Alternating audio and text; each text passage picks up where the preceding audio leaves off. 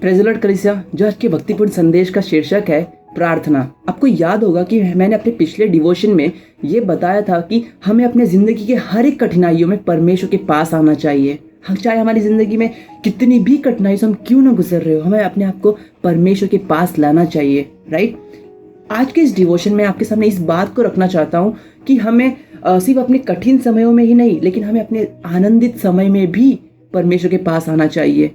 यानी अब हम परिस्थितियों के ऊपर निर्भर होकर प्रार्थना में नहीं आते, यानी अब हम परमेश्वर के पास हर एक समय में, चाहे हमारी ज़िंदगी में कोई भी परिस्थिति क्यों ना हो, हम प्रार्थना में अपने आप को लेकर जाते हैं, राइट। और ये एक बात सच है कि एक पिता जो है उसको इस बात से काफ़ी ज़्यादा आनंदित होगा कि उसके बच्चे जो है उसके पास उसके बच्चे उसको कुछ चाहिए या नहीं भी चाहिए, और अगर उसके बच्चे उसके करीब आते हैं हर बार तो उस पिता को काफ़ी आनंदित होता है, राइट। आइए वचन की तरफ बढ़ते हैं। पहला थिस्सलुनीकी की पत्री 5वां अध्याय 16 से 18 वचन इस तरीके से लिखा है, सदा आनंदित रहो, निरंतर प्रार्थना में लगे रहो, हर बात में धन्यवाद करो, क्योंकि तुम्हारे लिए मसीह यीशु में परमेश्वर की यही इच्छा है, राइट।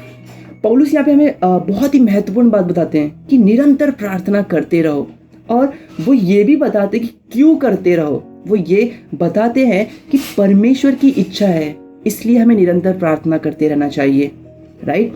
और जब मैंने इन वचनों को पहली बार पढ़ा तो मुझे ऐसा लगा कि ये कैसे संभव हो सकता है कि मैं निरंतर प्रार्थना करना मतलब क्या ये कि मैं अपने कामकाज को छोड़कर सब कुछ छोड़ दूँ और सिर्फ पूरा दिन प्रार्थना ही करते रहूं तो ये निरंतर प्रार्थना कहलाएगा? नहीं।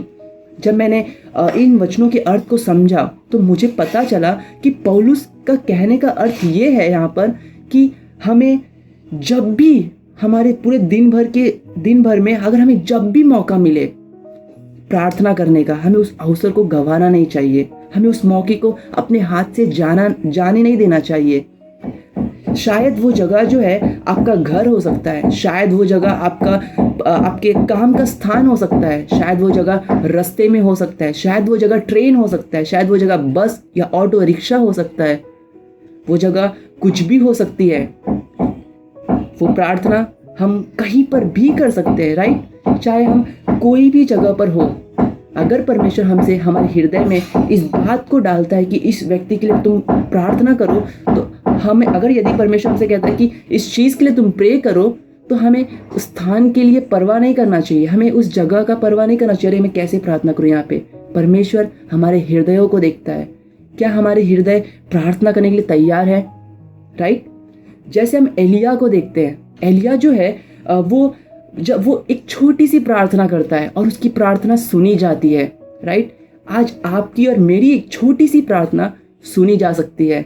एक बार मैं बाहर कॉलेज में था और मैंने एक व्यक्ति को देखा और परमेश्वर ने मुझसे कहा कि ये व्यक्ति आत्मिक तौर पे बीमार है, और मुझे ऐसा हृदय में लगा कि मुझे इसके लिए प्रार्थना करना चाहिए, और मैंने हृदय में उससे प्रार्थना की, एक छोटी सी परमेश्वर के उसके उद्धार के लिए, उसकी चंगाई के लिए। आमीन। आज हम सब जब यहाँ से घर से, आज सुबह से हम कहीं पर भी जाए, निकले घर से बाहर, तो हम या फिर कहीं पर भी हो, हम अपने हम ये ना कहे कि मैं रात को प्रार्थना करूँगा, जब मैं अपने व्यक्तिगत प्रार्थना में बैठूँगा तब मैं उस समय में प्रार्थना करने बैठूँगा। परमेश्वर कहीं पर भी हमारी प्रार्थनाओं को सुन सकता है, और इस तरीके से ये निरंतर प्रार्थना जो है, हमें जब मौका मिले तब हमें इस मौके को इस्तेमाल करके परमेश्वर के करीब हम आ सकते हैं और प्रार्थना कर सकते हैं। और ये एक अच्छा तरीका है कि हम अपने आप को परमेश्वर में बढ़ा सकते हैं, अपने आप को परमेश्वर के व्यक्तिगत रूप से परमेश्वर के और भी करीब आ सकते हैं, राइट। आमीन।